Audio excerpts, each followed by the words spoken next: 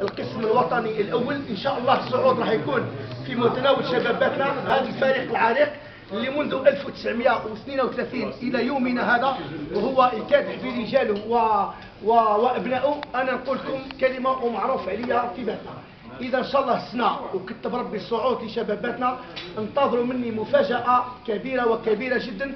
انا متاكد انه ما سبقنيش لها رئيس بلديه بالجزائر.